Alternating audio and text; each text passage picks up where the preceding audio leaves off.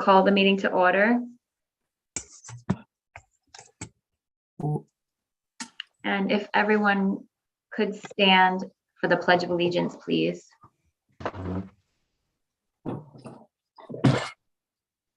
I pledge allegiance to the flag of the United States of America United States of America, and to the republic for which it stands, one nation, under God, indivisible, with liberty and justice for all.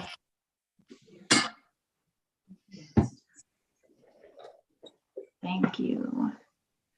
I thought I saw Lauren. Is Lauren on with us? Oh, there she is. Hi, Lauren. Would you like to do roll call? Sure, absolutely. Let me just grab my other device here. So Teresa Bazade, Present. Rachel Chalesky, Here.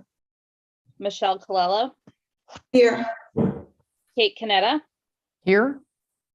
Gladys Cooper, Here. Lauren Daly here, Joseph De Silva, Here. Bridget Girton, Here. Catherine Hodgson, Here. Albert Russo, Here. Louisa Britton. Here. Okay, moving along to recognitions. March is Board Member Appreciation Month. I certainly appreciate you all. I appreciate working with you all. Mr. Walston, you added this to the agenda. Would you like to say anything? I do. So for one, I would like to begin with, CAVE has provided a gift for all of the board members for the service that you provide here in Danbury. And so we are not in person this evening, so I'll just give you a little taste of what you should expect. I hope you can all see this. It's a note from CAVE. And inside the gift is a token of appreciation saying thank you in as many languages as you can possibly find. So at our next board meeting, you will have this on your desk and available on behalf of CAVE. And then, of course, everyone here in Danbury. And Chairperson Chalesky, if I may, also have a couple of words for you and the board as well. So one, I understand that the board is volunteer-based, and we certainly thank you all for your service. We do this work because we know the importance of ensuring the next generation of Danbury students are educated properly. We've seen in so many places, first and foremost, like our Career Academy, which we will talk about tonight, and in our attempts to continually expand opportunities for Danbury students and families received through our school system. I'm also just want to mention, I know that when we look back on this era of board leadership, I'm confident they will see us on the right side of these issues of the day and have confidence because of the good people that sit around us at this table every 2 weeks. So I just want to thank you all for your leadership, your service, and as always, your partnership in helping to lead our schools. Thank you so much. And again, thank you from Kate. Thank you very much. That's very nice. Thank you. Thanks. Public participation, it was a very last minute to move the meeting remotely due to the weather. As of, a minute before the meeting, we had no public comments via email. Lauren, would you make the motion for the consent calendar? Absolutely. I make a motion that the Board of Education approve the items on the consent calendar, exhibits 20 through -29, 29 through 22-32 as recommended. I'll second. Moved by Lauren, seconded by Kate. Would you do the roll call, please? Sure. Teresa Bazade, Yes. Rachel Chalesky, Aye. Michelle Colello, Aye. Kate Canetta, Aye. Gladys Cooper, Yes. Lauren Daly, aye. Joseph De Silva, Aye.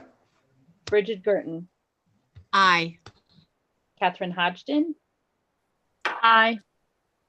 Albert Russo, Aye. Louisa Britton. Aye.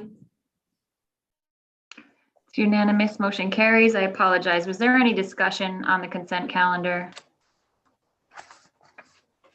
Okay, thank you. I apologize. I was a little bit out of order. Do we have any staff representatives this evening? I don't see any on the screen, but please shout out if you're here. No, okay. Any student representatives? Don't No. see any students with us Okay. this evening. Okay. Moving right along to action items. I apologize, these are quite long. We do have to read them out loud. Kate, would you do the first motion, please? Certainly. Thank you. I'll make a motion for the healthy food option pursuant to CGS Section 10-215F. The Board of Education or governing authority certifies that all food items offered for sale to students in the schools under its jurisdiction and not exempted from the Connecticut nutrition standards published by the Connecticut State Department of Education will comply with the Connecticut nutrition standards during the period of July 1st, 2022 through June 30th, 2023. This certification shall include all food offered for sale to students separately from reimbursable meals at all times and from all sources, including but not limited to school stores, vending machines, school cafeterias, culinary programs, and any fundraising activities on school premises sponsored by the school or non-school organizations and groups. Moved by Kate, is there a second? Second. Seconded by Joe. Any discussion? I believe Barry gave us a brief kind of summarization in our board packet, correct? Okay. Yes, and Chairperson Chaleski, if there are any questions, Mr. Spang is available for any questions the board might have. Great. Are there any questions or discussion from board members? No. Okay. Lauren, would you do the roll call again, please? Absolutely. Teresa Bazade, Yes. Rachel Chaleski, Yes. Michelle Colella, Yes. Kate Canetta, Aye. Gladys Cooper, Yes. Lauren Daly, aye.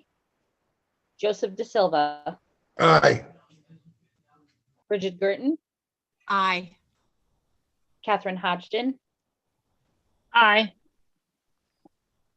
Sorry, lost my place. Albert Russo, Aye. Louisa Britton. Aye. It's unanimous, motion carries. Teresa, would you like to do the next motion? Sure. Motion, food exemptions. The Board of Education or governing authority will allow the sale to students of food items that do not meet the Connecticut nutrition standards, provided that the following conditions are met. 1, the sale is in connection with an event occurring after the end of the regular school day or on the weekend. 2, the sale is at the location of the event. And 3, the food items are not sold from a vending machine or school store. And quote, event, unquote, is an occurrence that involves more than just a regularly scheduled practice, meeting, or extracurricular activity. For example, soccer games, school plays, and interscholastic debates are events, but soccer practices, play rehearsals, and debate team meetings are not. The quote, regular school day, unquote, is the period from midnight before to 30 minutes after the end of the official school day. Quote, location, unquote, means where the event is being held and must be the same place as the food sales. Okay, moved by Second. Teresa, seconded by Joe. Any discussion on this one or questions? Seeing none, can I do this by just all those in favor saying aye? Aye. Aye. Aye. Aye. Any opposed? It's unanimous, motion carries. Who would like to do the next one? Louisa, would you like to read the third? Sure. Okay. Okay. Exemptions for beverages. The Board of Education or governing authority will allow the sale to students of beverages not listed in section 10-221 of the Connecticut General Statutes, provided that the following conditions are met. 1, the sale is in connection with an event occurring after the end of the regular school day or on the weekend. 2, the sale is at the location of the event. And 3, the beverages are not sold from a vending machine or the school store. An event is an occurrence that involves more than just a regularly scheduled practice, meeting, extracurricular activity. The school day is the period from midnight before to 30 minutes after the end of the official school day. Location means where the event is being held and must be the same place as the beverage sales. Second. Thank you. Moved by Louisa, seconded by Kate. All those in favor, please signify by saying aye. Aye. Aye. Aye. Any opposed? It's unanimous, motion carries. Mr. Walston, the floor is all yours. Right, thank you, Chairperson Shaleski. I'd like to just provide a reminder for the board and then also for the community. The mayor's office and City Hall has released the meeting notice for the education budget. It will be at April 11th, and then the second backup day is April 12th. At the moment, April 12th is in conflict with our finance committee. So we will reach out to Mr. Russo to see if we can't find an alternate date. And so with the superintendent update, I'd like to start with an introduction of our 4 newest administrators to the district, all currently serving in administrative and coaching roles in their respective districts. And so I would like to start with Ms. Catherine Calabrese. She is currently working as an assistant principal in New Milford. We are very excited to have her as part of the process. All of our candidates had to go through a very rigorous interview process in which there were 2 panels, one which had board representation, the other one had representation of administrators in the district. And then the final stage, the finalists were presented to the superintendent and his cabinet. And we landed on the 4 wonderful people in front of you this evening. And so I'll just start by introducing all 4, and then I'll circle back to Catherine. So Alexandra Pacheco is our very own. She's at the moment serving as a PSYOP coach around the district, K-5, supporting schools and supporting bilingual instruction. Fatima Susanna Tejada is an administrator of special education in Norwalk. Welcome. And I opened with Kathy Calabrese. She's currently in New Milford. And last but not least, there's Alicia James, who's currently serving as a literacy coach in New Haven. We're excited to have all 4 of them join us this evening. I was hoping to do a meet and greet in person prior to the board meeting. So hopefully we can get to meet the board members and have an opportunity to meet the administrators at another time. But currently, just circling back to Kathy, she's currently serving as an assistant principal in New Milford. Very excited to have her. Comes with a wealth of knowledge and curriculum experience and expertise that we feel is going to really benefit Stadley Ruff, which she's going to be assigned, and working with Principal Serlich. So really excited about that assignment and onboarding her as soon as possible. And Fatima is going to be joining us again from Norwalk, and will be assigned to Ellsworth Elementary School. Not only does Fatima have a special ed background that I'm quite confident we will benefit from, but is also multilingual and skilled administrator for years, and we're really excited about her coming aboard. Alicia James, again, is currently working in New Haven and serves as a literacy coach. And we were all very happy about her kind of passion for education and literacy and equity for students. And we're very excited about her assignment. She is going to be working side by side with Principal Marshall at Shelter Rock Elementary School. And last but not least, our very own Alexandra Pacheco is currently again working as a SIAP coach.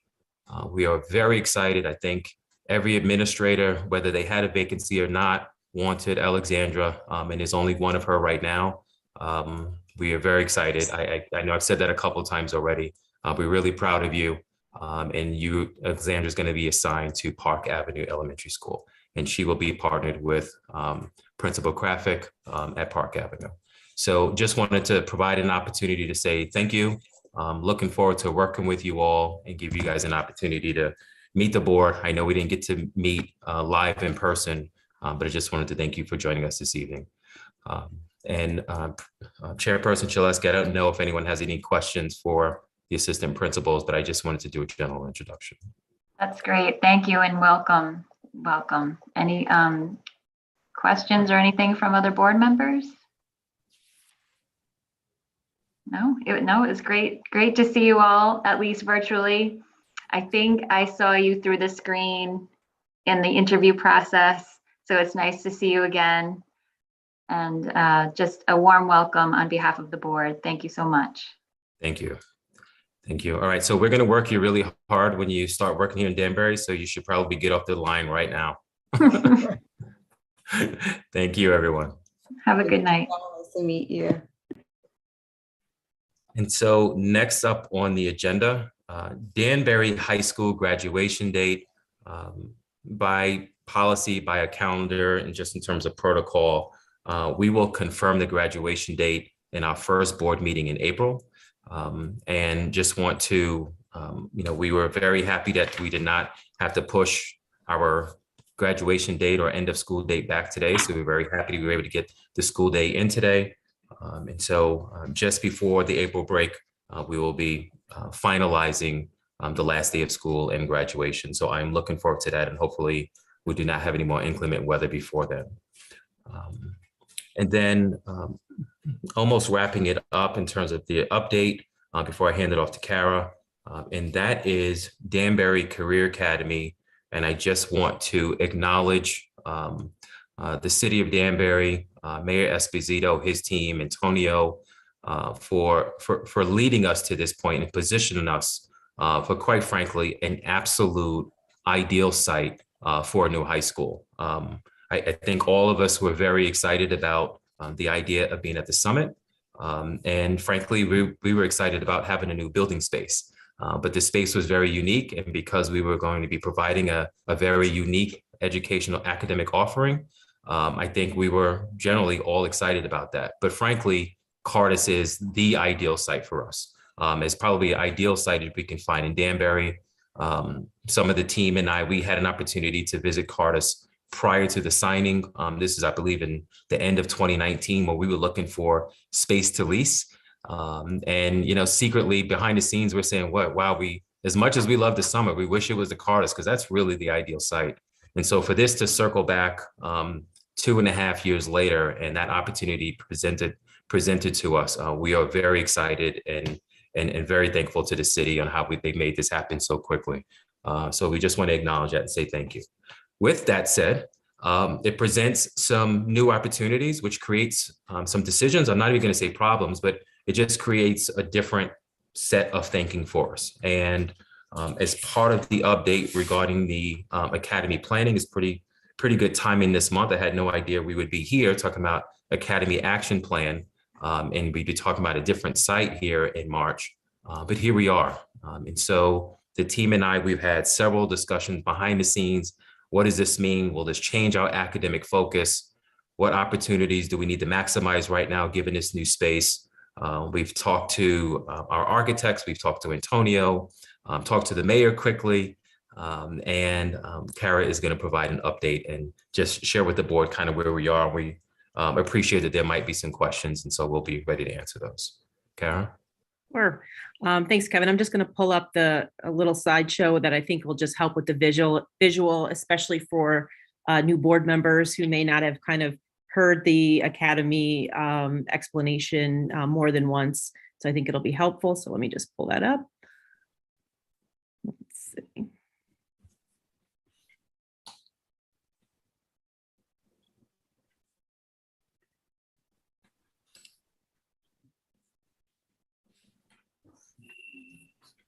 All right, just let me know if you can see that. We can see it. Great. Okay.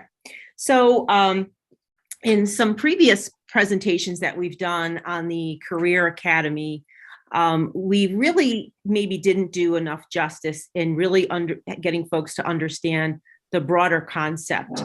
And I want to be really sure that we understand that this is larger than just a building site.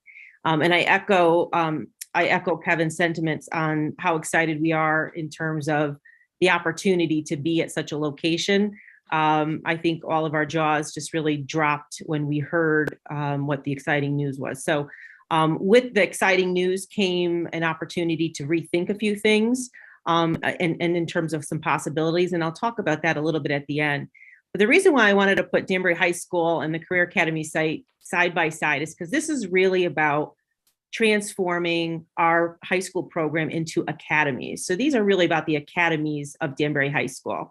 And I'll show you a little bit about kind of what that looks like in particular. So just a reminder about our vision and mission, that this is really about all learners. This is, again, not just about a building. This is about transforming learning for all of our students. Right in our mission statement, we state that we're providing those transformational learning experiences designed to nurture thoughtful and prepared graduates. So how are we preparing our students for the workforce, for college, for additional opportunities beyond once they leave our doors? Whoop, sorry about that. So the career academies are really about creating a career-connected learning experience for students to really engage them, to give them a purpose for learning. One of the benefits of forming academies is that we really engage in this idea of small learning communities, taking our very large high school, one of the largest in the state, and breaking it down into smaller learning communities where it's really personalized for students, it's interest-based, and kids get a little bit more attention and feel connected to a smaller group of like peers who are all exploring similar interests. This is still a college preparatory sequential curriculum. This is not just a preparing for workforce. This is an opportunity to integrate and to do both, but to have that college preparatory sequence in an exciting and purposeful manner for students that involves them being able to plan their futures beyond Danbury High School. In addition to this, there's an advisory board that helps to forge these partnerships with our community. So this is really a community-based program where we're reaching out to our business community, our corporations, our industry partners, and our educational institutions that we have here in Connecticut, some of which are right in our backyard, to maximize all of the opportunities for our kids and to work together as a community to support our students, and in turn have these same students return back to the community as very highly skilled workers and professionals. And so just to be clear, Danbury High School this is altogether part of this academy transformation. So students will come out of 8th grade. They will all enter Danbury High School, the main campus, for grade 9 exploration. So all students will come to Danbury High School and engage in a college and career exploration course. As soon as they get there, they will have additional opportunities with their guidance counselors for planning, and they'll create multi-year plans beyond graduation in 9th grade. They'll engage in team building, career and pathway research. So all of the academies that we're offering will identify and show them what the opportunities that exist in all of each of those pathways, what are the career trajectories, what are the salary, and what are the opportunities, what are the skill sets that are needed, and really get students to understand where their interest lies, but also where opportunity lies. And again, the academies that were selected and designed were intentional to maximize the national and regional and local career clusters that are in demand. So anything that we're putting together has been research-based. has been vetted, and we used Department of Labor statistics and thinking about local opportunities for students beyond 12th grade. Students will learn organizational employability skills, digital literacy, and financial literacy. And these are some of the things that you don't often see in your Common Core state standards or your NGSS, right? So these are things that are beyond typical curricular content that we want to make sure kids have some facility with, so that they become employable and understand what will be required of them when they leave Danbury High School. They'll engage and have a college and career exploration fair. So we'll bring all of these industry partners together, representatives from different types of jobs and corporations, give an opportunity for our students to talk to folks and get a sense of what's out there and the different businesses that are in the community. It's great for the business community and it's great for our students. And then at Danbury High School, by coming to the high school, students are kind of inculcated in this environment. So for 6 or 7 months, they'll have an up close view of at least 4 of the 6 academies in action, and then planned opportunities to go visit the alternative site, which would be at the Cardis site, which would be named Danbury Career Academy, to visit and see those academies in operation as well, and to sit in some of those classrooms and to see what may be the best fit for them. So in 9th grade, students will take that college and career exploration course that I mentioned and engage in the college career fairs. And we'd like to create some college visit opportunities. But they'll make their pathway, they should say academy selection in the spring. And so they'll engage in a lottery process where they will identify the academies that they want to be a part of, and then kind of rank order some of the pathways that they would prefer to be in. So we're still work out that lottery process once we nail down all of the exact pathways, and we'll continue to refine what that lottery process looks like. But students will be given their selections opportunities in the spring, possibly late winter, and then they'll get notified before the 9th grade is out. So, and I'll explain where those different academies are at each site. In grade 10, once they've made those selections and they begin their pathway, they'll start with a foundational course. So those are your basic essentials for whatever academy that they're in. And we'll try to couple that with some industry field trip opportunities and bringing guest speakers into those academies. And so it really provides an opportunity for, okay, let's talk to some engineers. Let's talk to biomedical engineers. Let's talk to civil engineers. Let's talk to different engineers in different fields that students are not typically exposed to. In grade 11, they increase those pathway electives, so they get into really more hands-on, very content-specific electives. Potentially here also starting to work towards certifications, so industry recognized certifications in the pathway that they've chosen. So students can take opportunities to complete that along with these course sequences, and provide some opportunities from job shadowing. This is something that we think is very important. This is part of the building that relationship with the business community. So we establish where those partnerships and job opportunities exist, so we can align those opportunities for our students. And then grade 12, these would be advanced pathway electives. So this could be a really high level engineering course. It could be a very high level course in our like a CNA program or our EMT pathway. And students would engage in a capstone and possibly an internship experience if they wish to do that as well. We would start to carve these out. And so, you know, all of this is in addition to their graduation requirements that have your typical, your math, your social studies, your science, humanities. These are a series of potentially 5 or 6 courses along the 9 through 12 journey that students would have. And so this is new in the sense that you have been seeing me present a slide that looks similar, that has these same colored boxes across the top. So these haven't changed, right? But what I did was I made sure that we grouped these so that it's a little bit more clear to the public or to the board. And I know it's small, but to really get folks to understand that really this is really about the academies at Danbury High School. All students go to an Academy of Exploration in grade 9 at Danbury High School. And then a select number will make a choice to participate in these two academies here, right? And they will go to the Danbury Career Academy or the new building, which would be Cardis. The other 4 academies are at Danbury High School in the existing building. And that's the part I wanted to make sure that was a clear distinction, because I'm not quite sure if everybody understood that. And the reason for that is we started to get a few calls after sort of some of the press releases. Hey, where can I sign my child up to go to the Danbury Career Academy? Which is great because it generated a lot of excitement. But I wanted to make sure that folks knew that really this is a transformational model of our high school experience for all kids. And it just so happens that we have an opportunity with a new site and location that will house these 2 academies here, and that will have an opportunity to be reimbursed, which is wonderful for all of the specialized pathways that will go into that location.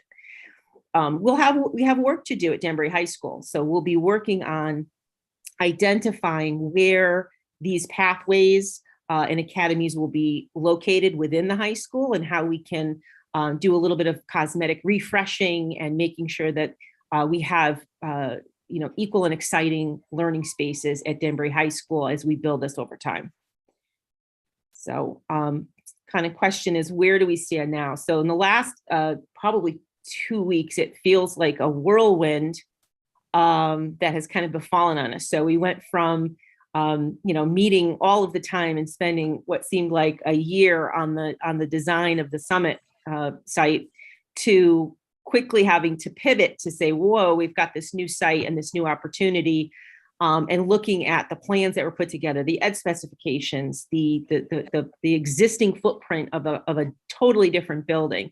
And I want to commend Antonio Idarola and some of the architects that were in consultation, because they kept coming up with some amazing designs and configurations. In the process of this, Kevin and I had a gazillion phone calls back and forth with each other, like, this site, this site actually has the ability to be its own high school. When we originally designed at the summit location, that particular site really did not present any opportunity for it to be its own high school. We didn't own the land. There are no facilities there. It really was, kids were going to come there for the classes, and then we'd get them back to Danbury High School. And so all of the planning, all of the designs, all of the ed specifications really centered on this 10 through 12 experience, and that would have been a limited, without facilities at that site. When this opportunity came up, we really had to take a step back and say, what could we do differently to maybe prepare this site for the future? And when I think about Ellsworth Avenue, way back when that building was designed, there was an opportunity in a crossroad to design it so that it can have a second floor or not. And choices were made so that, at the time, and then here, adding a new site to that building when maybe we could have gone, a double decker, in with this current model. So, how do we take a look at the building space that we have to make sure that we're maximizing it for potential future growth? So small tweaks that were cost neutral, such as taking a look at the gym floor that was designed for the summit location that was really not a regulation size, and making some tweaks. So moving it from a middle school size gymnasium to a regulation size so that basketball games could be played there. So if down the road this became its own high school, that would not be a very expensive, that would have been a very expensive project to fix that situation. Same thing with looking at some of the existing space that we had carved out to now include some room for band and music down the road, again, so that if this became a comprehensive high school, there are spaces carved out within the existing footprint, cost neutral, that could be serviced well in the future without large remodeling expenses. And so, in the current plan, the way that things have fallen out, this project was never designed to develop a comprehensive high school. So we're still working within the confines of that budget and the confines of those education specifications. But again, being mindful of the opportunity to grow and being intentional about what we can do to be smart in the way that we're envisioning some of that space, if that makes sense. So right now we are looking at finalizing some of the ed specifications for the city and the state. And then we are also constantly refining. We have a group that meets every Friday at 7:30 in the morning at Danbury High School. And then I have a small team of curriculum administrators that we're constantly working with at CRC. We constantly revising and examining and researching the pathway options and the opportunities. What I can tell you is absolutely amazing what's happening in the state right now is that the state is starting to position, and this idea of career connected learning is really catching on.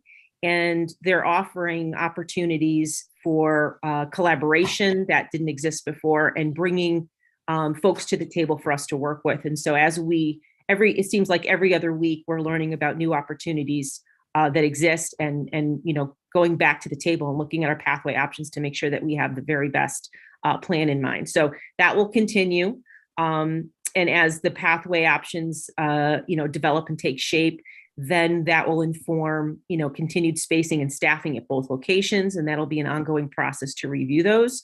And also too, what's really important to know is that, and this was true at the summit site as well, is that transportation logistics are going to be a huge piece with this. Anytime you add another building, particularly, one with over 1,000 students in there, you're going to have another transportation tier. You'll have to have either additional buses, additional bus runs, or you'd have to tier your busing differently. And so, our goal is to make sure that all students have access to the comprehensiveness of Danbury High School in terms of their extracurriculars, athletics, anything that's happening at that school. And so that would require bringing students back to that site at the conclusion of the day, and that would be a transfer location for students. And so that requires some tricky logistics that will have to be worked out. And no doubt that will be something that's in part of the budgeting for this in the future. And so as the details kind of finalize on the both space sites, that transportation piece will come into play, and we'll be talking about that probably in depth in the future. I think that's it for me. I have a question when it's appropriate. Sure. First, great presentation. And I really excited about the fact that we're thinking ahead in terms of making sure the gym is regulation size, or, planning ahead for what rightfully I think you pointed out is a chance for a second, whether it's a second actual high school, like it's now the Kenosha High School, the home of the fighting, whatever. But it does, even if it's part of Danbury High School, it seems like this presents the ability to accept a lot more students, or possibly more students. Am I right? Than the 1,100 plus or minus we were talking about at the summit? Because my concern is this: 360 middle school students or 350 middle school students does nothing really to alleviate any significant component of our middle school overcrowding. Certainly not by the time we get to 2024, when this is hopefully going to be open. Mm-hmm. That may address the number of middle school students we get between now and then. Mm-hmm. And I'm also a little concerned that 1,100 or 1,150 high school students by the time we get to 2024, that it'll help, but it won't really meaningfully for a long period of time address, really solve the problem for an extended period of time. Is there any serious consideration to just expanding the high school component of this beyond the 1,100, even if we move the middle school component to another building? Because state of Connecticut, what we really need is a middle school and a high school. Is there the chance that we could do that sooner rather than later? Is that a thought? I hope. Yeah, Joe, I'll start. I always smirk when I hear you talk about enrollment in building schools, because you always talk about the fact that we always outperform the projections of our demographers. And I know you're aware, and just for the community as well, we can't build schools without a demographer that helps. That the enrollment study justifies the school that we build. And so Right now where we stand, and the answer to your question is yes. But right now where we stand, we can justify a building of 1,100, and in terms of space, 360 kids. We had we had a capacity of 400, and it justified 400, but just in terms of overall numbers, we will Right. be able to get about 360 students in there. But to your point, if and when the numbers justify it, and I'm going to say when because I'm sure we'll be back here again soon. I'm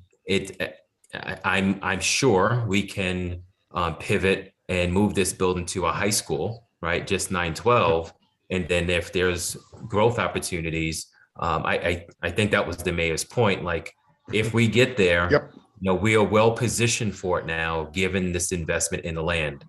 Certainly premature now, but we've been. I mean, I've been here 4 years, not even 4 full years yet, and I feel like I've been in this discussion 3 times with the board regarding construction and enrollment growth and what that means for construction.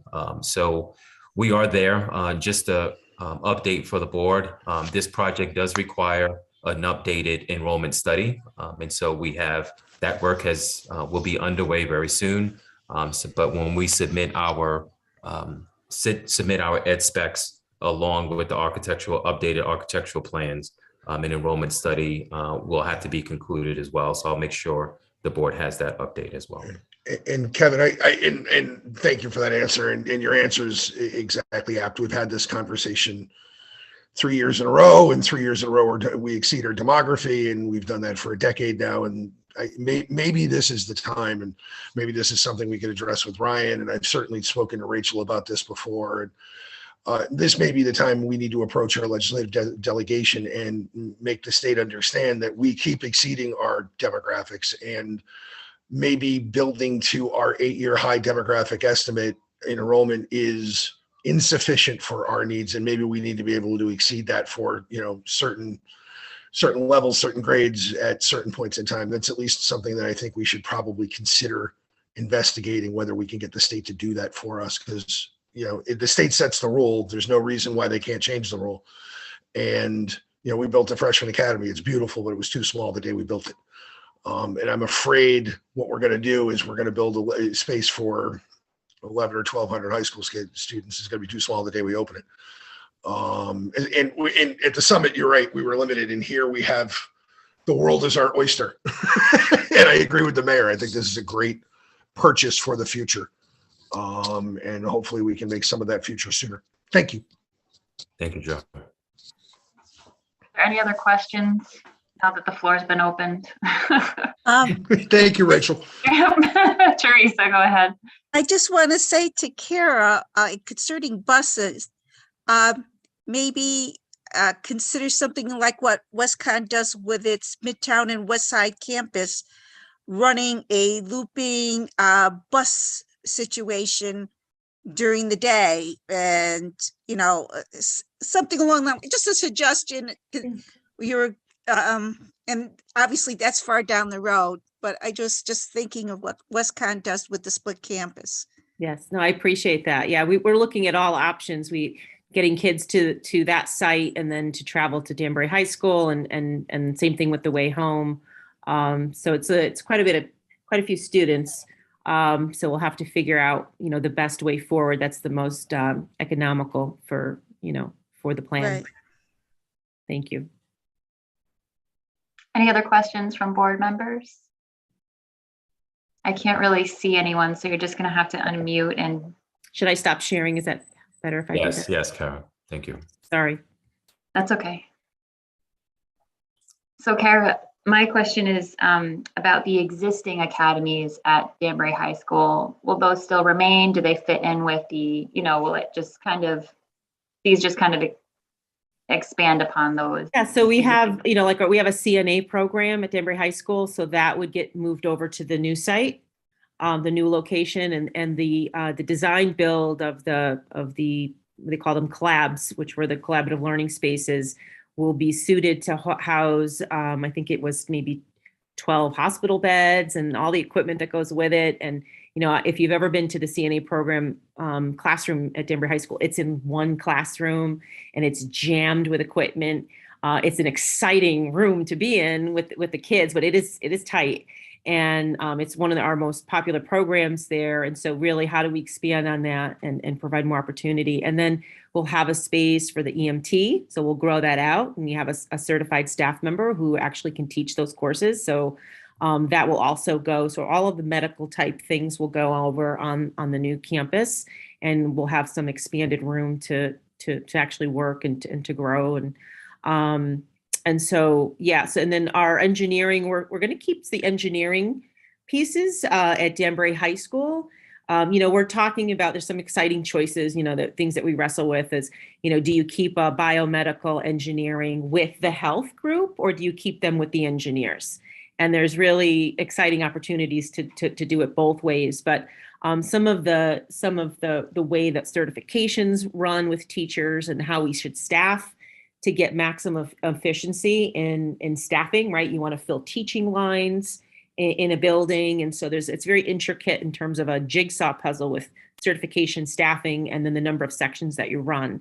And so we keep going through different scenarios to see how that would play out. And then, where would those students be best served in which campus, and what are the facilities that would support that. So it's a constant jigsaw puzzle. It's an exciting puzzle that the curriculum people love to work on. But so we'll continue to update you. But yes, we do have some seedling pathways that will grow out, and we're looking to expand on those and build. And over time, I think it's important to say that this is really what we want to make sure that what we're providing for students is current, is fresh, it's progressive, it's in demand, and it's going to prepare them for something. And so that's going to require us revisiting and monitoring the outcomes on a regular basis. And so, how are students faring? How are these pathways serving our students?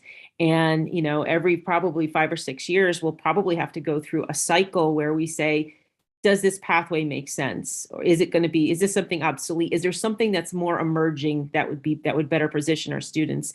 And then how do we inch to get there and to build that program? So it has to be a responsive program to meet the demands of a very rapidly changing, workforce. Right. Yeah. And student choice.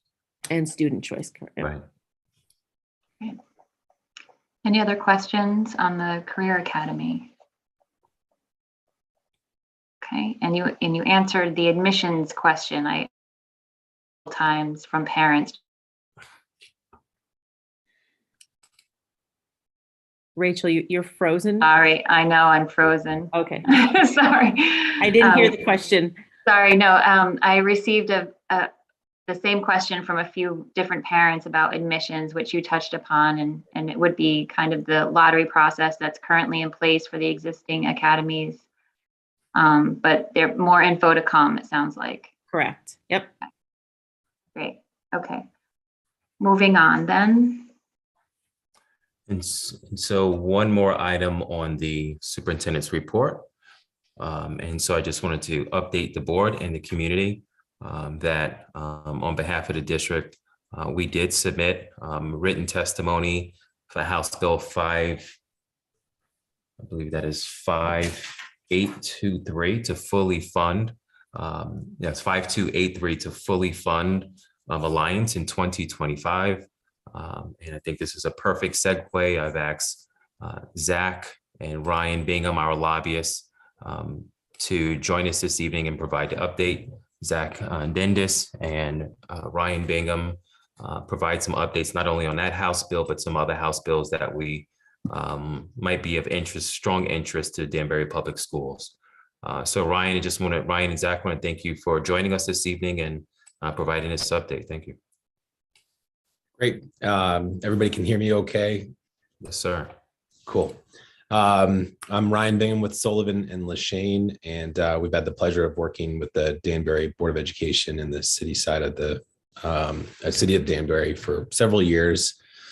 I like to say we're sort of the eyes and ears. You guys do most of the hard work, and we try to play intermediary or in some ways a filter to help you understand the system, where things are, and put you in touch with the right people when necessary.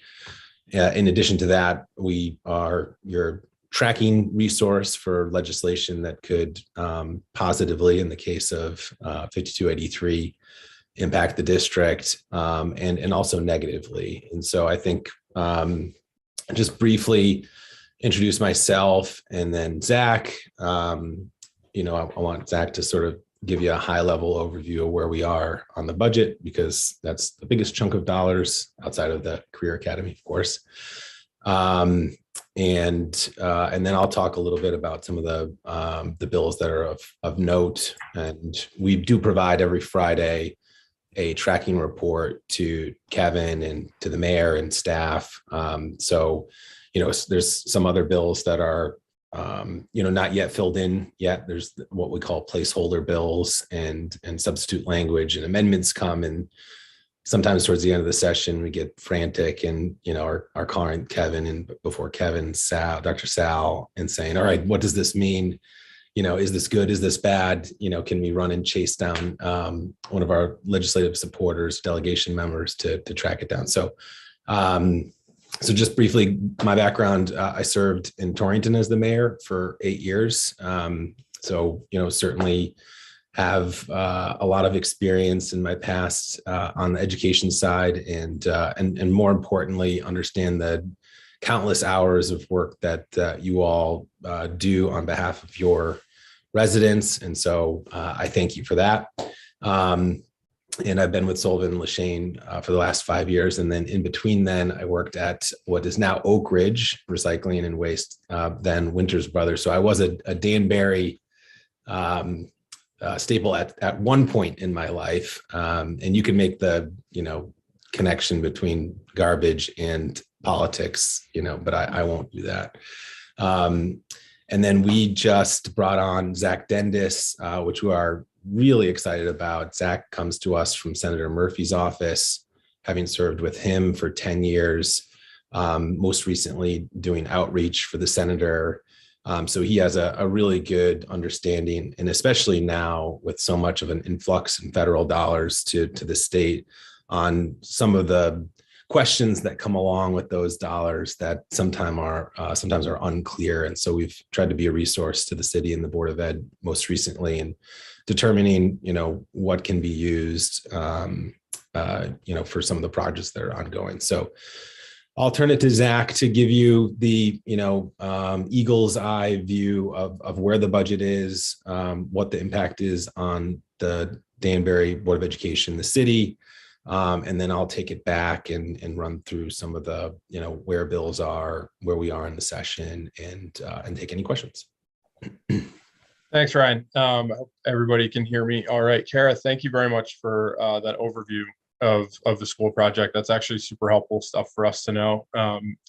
Kevin and John, I really appreciate your guys' willingness to bring me on as a part of the team. And obviously, as Ryan alluded to, I spent a lot of time, see a lot of familiar faces. I spent a lot of time with Senator Murphy, half the time in Washington, the other half in the state of Connecticut, of which I grew up in. So happy to be back up here and working with the great team at Sullivan and Lashane. So as you guys probably heard, in February, the governor had his big speech about the budget. We're in oddly a very good place since he took office.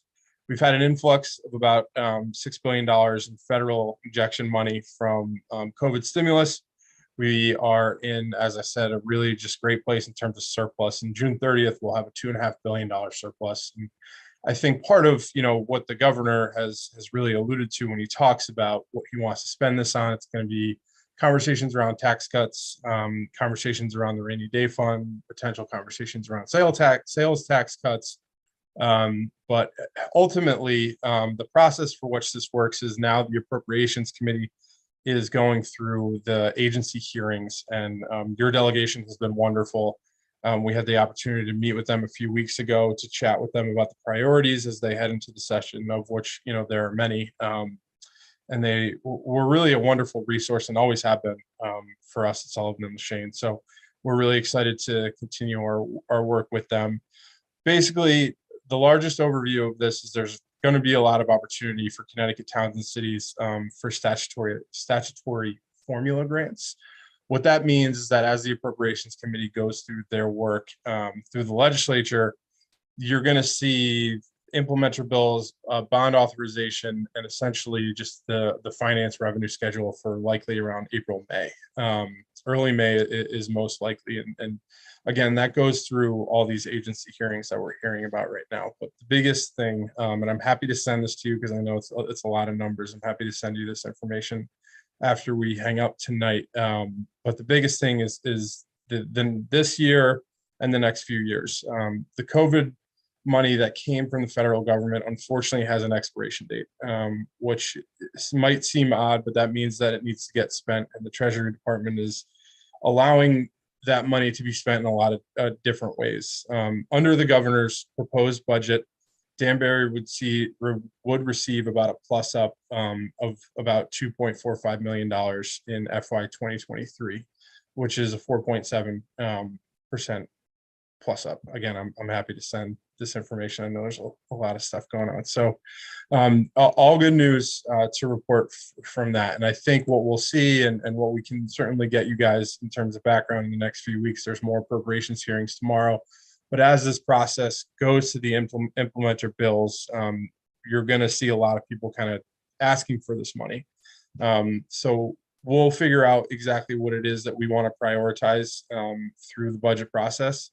But again, you're going to see in the next few weeks after these hearings proceed, the budget coming out and making it relatively official. So any questions that you guys have, please, let us know. I had the opportunity to work in both sides of the spectrum, being in Washington, watching the appropriations process work. And as we can see this week, sometimes not work at all. But I think Connecticut's in this rare opportunity. We've done a really good job of cutting down our operating expenses, making payments to reduce pension debt. So there's going to be a really positive outcome, hopefully in the next month and a half as we get down in the nitty gritty of the budget. But happy to take any questions, happy to follow up after this. And again, thank you very much for the opportunity to talk to you guys tonight.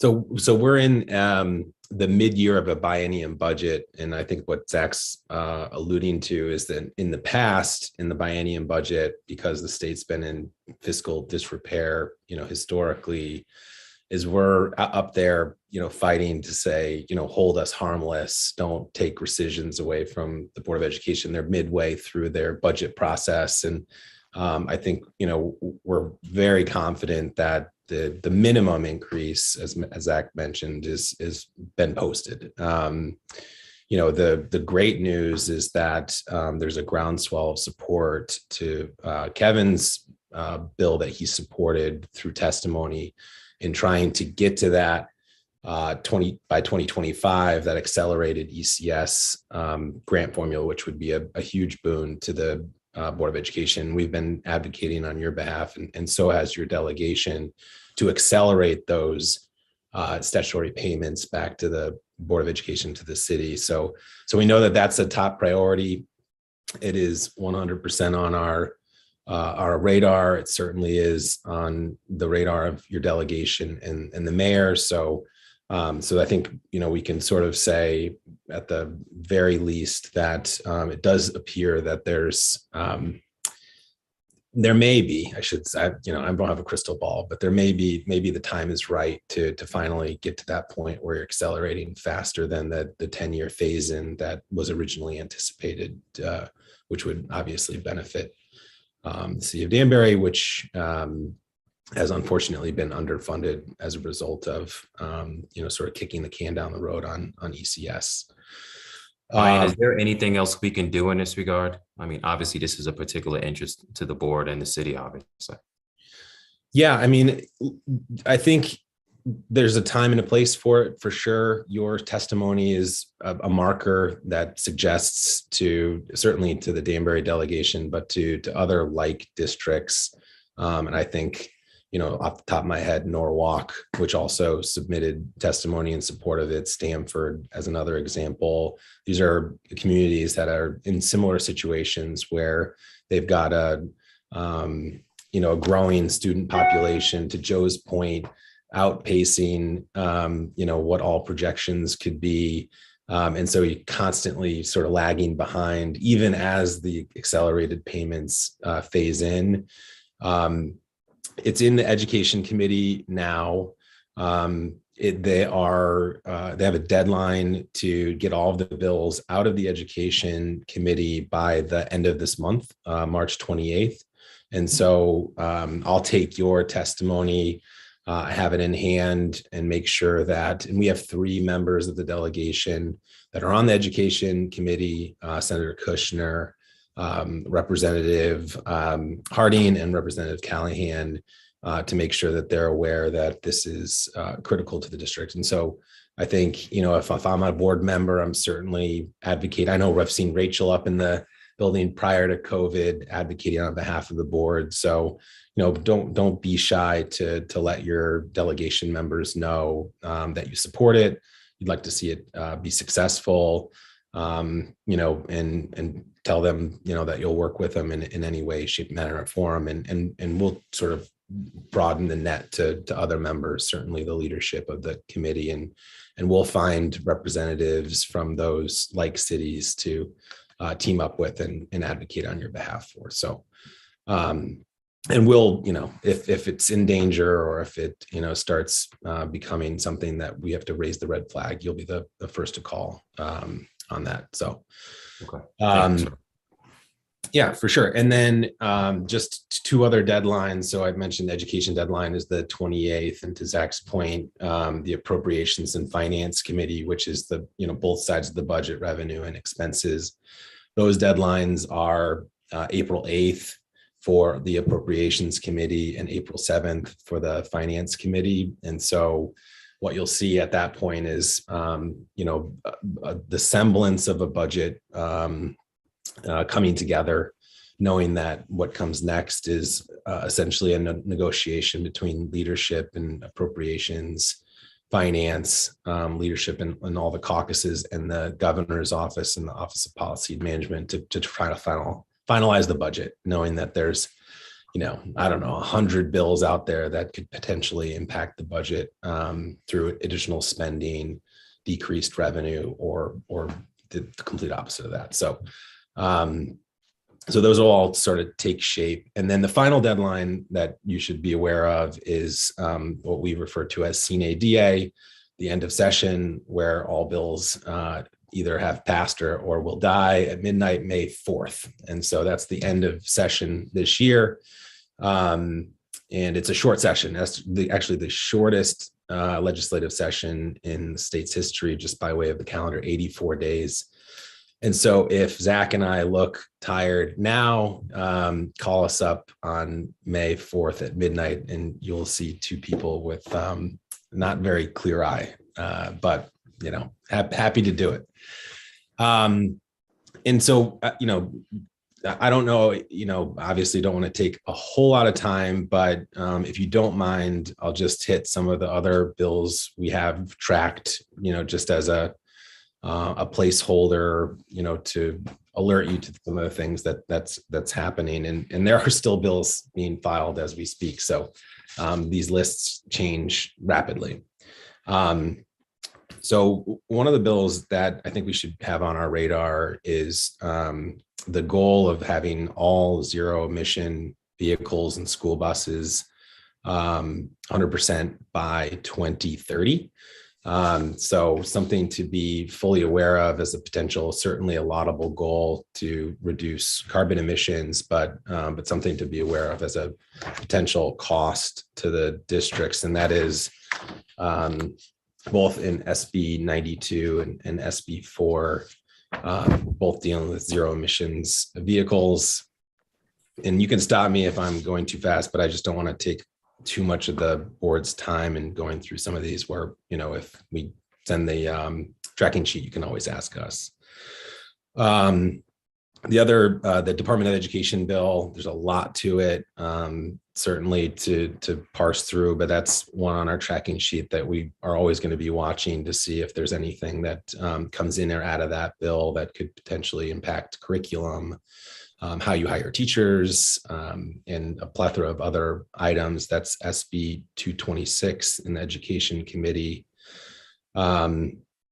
I know the charter school has also been a topic of conversation in the city of Danbury and the Board of Ed for quite a while. There's a bill, SB 229, that has the support of the Department of Education, which essentially, instead of having the charter schools receive their charter and then receive funding at some other time, I think is attempting to consolidate that system where, and it may not be able to put the horse back in the barn for the Danbury Charter School, but I think contemplating in the future that to offer a charter doesn't necessarily mean it offers funding to go along with the operations of those schools. And so I think it's just something to be cognizant of, and that's SB 229. I think one thing that could potentially be problematic for the Board of Education and certainly warrants further discussion is SB 232, which changes the way that the ECS grant is formulated. It does put more weight on property wealth. And I think one of the issues that Danbury has had historically is that you've got great property values, and it doesn't sort of jive with some of the student population issues that you have. And so I think that could be potentially something that could be harmful to ECS fund or to special education funding. So something that we're keeping an eye on. And then, obviously the budget bills, 5037, 5038, which we went over, a couple placeholder bills we're watching. There's a perennial climate change curriculum bill. There is a request in HB 5287 to change the dates for the state to provide a plan for remote learning.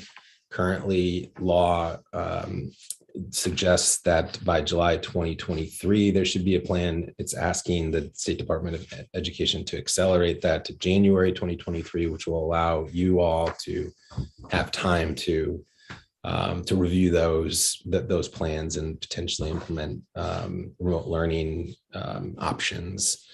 And then last but not least, as we mentioned several times, but something I think we're going to certainly rise to the top of the pile is 5283, which has been heard last week. And there was, I think Kevin could probably speak to this. I think there was 100 pieces of testimony, and most of it was in support of the bill. And that's certainly important to see. So that's sort of the high level. The other piece I wanted to mention, just sort of that non-legislative, but we worked with Kevin and John early on in the city side, and David St. Hilaire and the mayor, recognizing that there may be expenses that could be classified as COVID-related expenses that we didn't get reimbursed for, not because we weren't eligible, but the city and Board of Education, spent everything that they were allocated for. And we acknowledged that, or at least we had the feeling that there were communities in the state that weren't going to spend all of their money.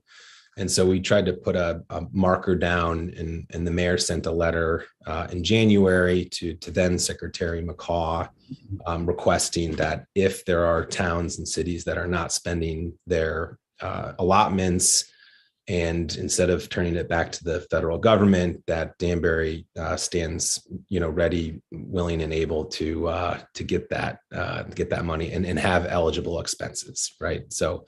And I think that was somewhere near $3 million as a request. So we'll keep track of that. There is a new OPM secretary, Jeff Beckham. He certainly has his hands full in that department right now with the budget negotiations in the legislature. But the marker's been put down, and we'll certainly circle back on that when the time is right. And we're starting to hear rumblings about that being a discussion in the very near future. So hopefully that comes through. And then The other piece of the budget that we're certainly going to be digging into is a $90 million investment that the governor set forth in the budget for air quality in schools. So HVAC upgrades, filtration devices, et cetera.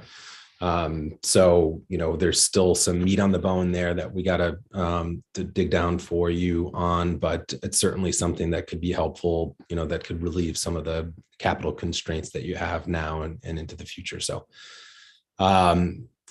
that is a mouthful. I won't take any more time, but certainly willing to answer questions now or at any point in the near future. So Ryan, I just want to reiterate, of course, as the superintendent here, of course, I'm going to say this, but I think the ask is justifiable. Some of our board members were here at the time when they recall we had to make sure our STA and our drivers and transportation were still paid throughout the pandemic, even though buses were not running.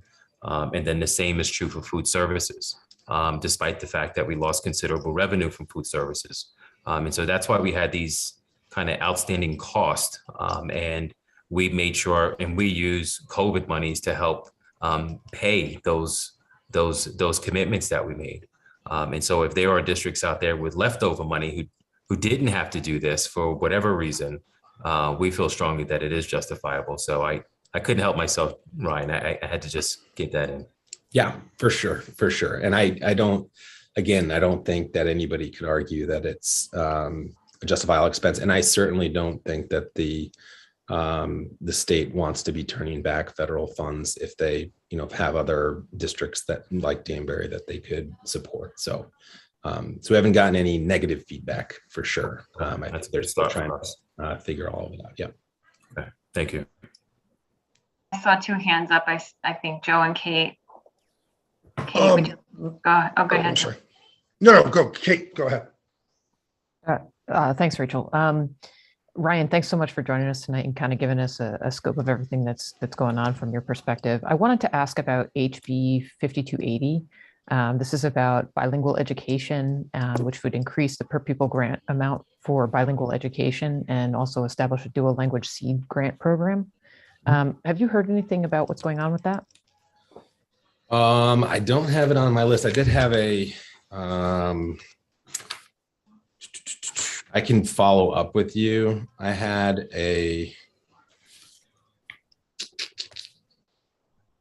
where is it? I had a Danbury is probably already doing it note on it, so I didn't address it, but it had. And Ryan, while you're looking, I can share, Kate, that Fran Rabinowitz on behalf of CAPS did send out support of 5280 and asked a number of superintendents to sign off in support of it. Danbury was one of those districts. Thank you, Mr. Wilson. So I don't have it on the sheet, but I will add it to the agenda and I will follow up and give you a summary on where we are. That would be great, Ryan. Thank you. And we've got 25% of our students who are English learners, so that's a substantial portion of our student population. I also wanted to just go back real quick, if I could, to 5285, which you talked about the climate change aspect of that bill. I note on here also that they're also trying to start a pilot program for teaching financial literacy and establishing a Connecticut Civics Education Task Force. And I'm just wondering, how, are those things that were just sort of tacked onto the bill? Was it done with intention? I don't know off the top of my head, but I can tell you that a lot of times when, because the bill has been heard and we've seen that bill come in and out, and a lot of times it gets, sort of very political, as you can well manage. And so in some cases, as a way to try to move a bill, there could be additions to it that could appease the other side. So I don't know off the top of my head, but I can certainly find out if that was maybe a negotiated portion of the bill to, let it move a little bit further this year. Okay, thank you so much. Yeah. Joe? Yeah, Ryan, thank you. You certainly reminded us that the JF deadlines get here in a hurry in a short session for sure. Question, this is not the earth-shattering importance, but there was a move at one point when they were looking to extend some of the governor's executive orders at the beginning of the session to basically allow COVID cancellation days to be exempted from the 180, allow you not to just basically not have to make those days up. I know it didn't pass earlier in the session. It came out of, I guess it's Special Act 22-1, or well, the bill that became 22-1. Is there do you sense anything that's coming back either by way of horse or rat, as they say?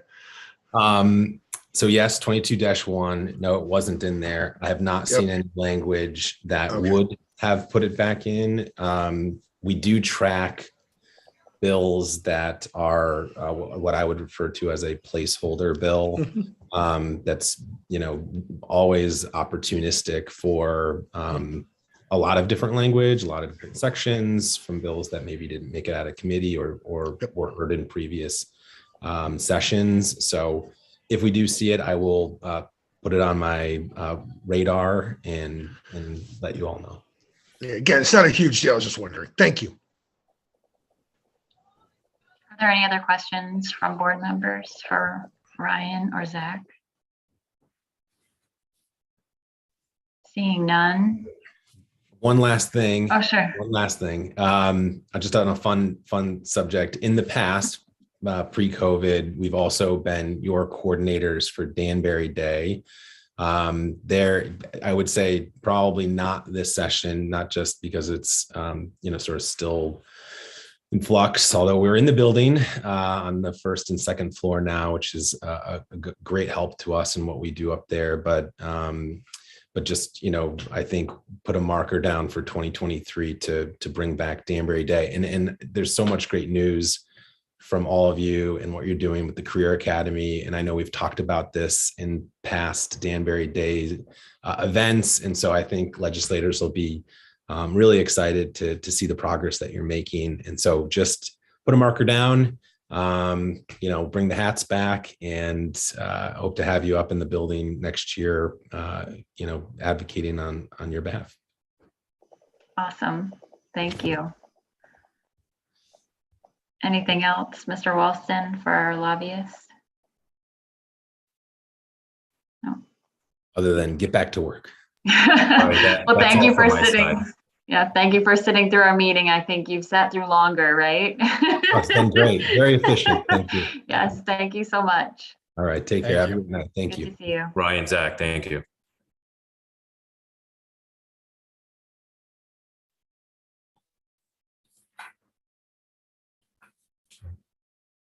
Is there anything else from you, Kevin, that?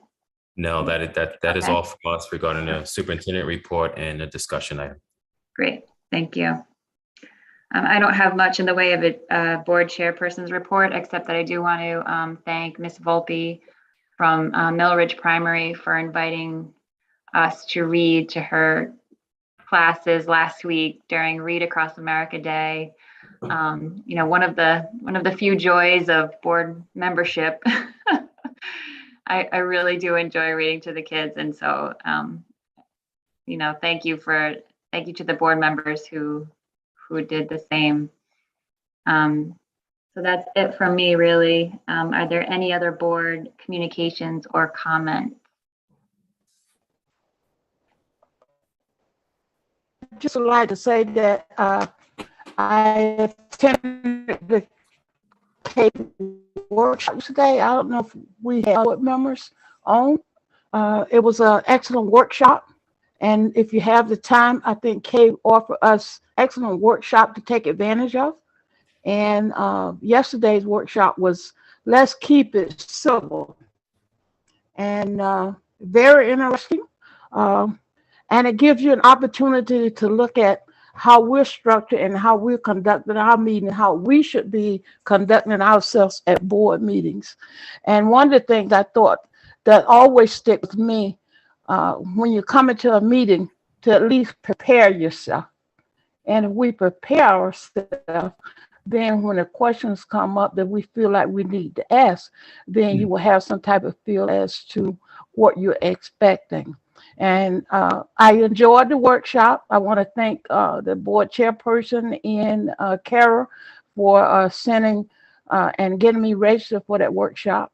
And I just want to say to other board members, when you have the opportunity, it was only, and I know most of us work during the day, it was from 12 o'clock until 1:30. They start on time and they end on time. And just take advantage of those workshops that they give you. Thank you.